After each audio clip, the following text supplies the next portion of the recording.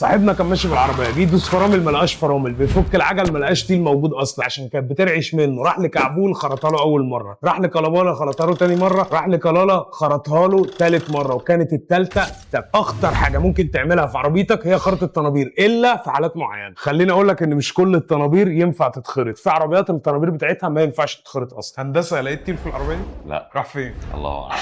ايه اللي بيخلينا اصلا نخرطها؟ لما السمك بيقل او التيل من كتر ما كل فبقى فيه شفه في الطنبوره، في الحاله دي ممكن نمس الشفه دي خراطه. في حاله ثانيه ان الطنبوره نفسها تريج، لما العربيه مثلا بتتغسل بقى الطنابير سخنه قوي، بتتعرض لحراره بارده مع تبرد سخن بشكل مش متساوي، فيبتدي يبقى ايه بيحصل فيه ريجه. في الحالتين دول بس اللي انا ممكن امس وتكون البراند بتاع العربيه دي ينفع ان انا اعمل فيه كده. يسمع ان انا لو كلت من الطنبوره تخانه معينه مش هيأثر. العربيه اللي التيل بتاعها ما لقيناهوش ده، الطنبوره دي اتمست مره واثنين وثلاثه لحد ما السمك بتاع الطنبوره ده قل عن الستاندرد او السماحيه بتاعته، فالتيل طبعا مع الضغط في فراغ ما بين في الكاليبر فراغ. والتيل. انا لو جيت لك بطنبوره مثلا مخروطه مره، هترضى تقول لي على خروطها حسب تاني؟ مخروطه متاخد منها قد ايه وهي لسه فيها تمام. سمك يسمح ان انا اكمل. طيب هي الخراطه بتتم ازاي يا باشمهندس؟ الخراطه بتبقى نوعين، خراطه عاديه خالص بتبقى قلم زي قلم المخرطه بيمشي عليها، في كل حاجه حاجة تانية بقى هيها برضه بس اسمها ايه، الخراطه بالتبريد. تمام. دي بعد ما بيخرط بقلم عادي خالص بيبقى في جزء كده بيخوش يمشي على الطنبوره يديك فيها التخويش بتاع الاوريجينال. وعشان العمر مش بعزقه والفرامل دي روح العربيه وروحك انت كمان، فانا بقول لك الافضل ما تخرطش اصلا وركب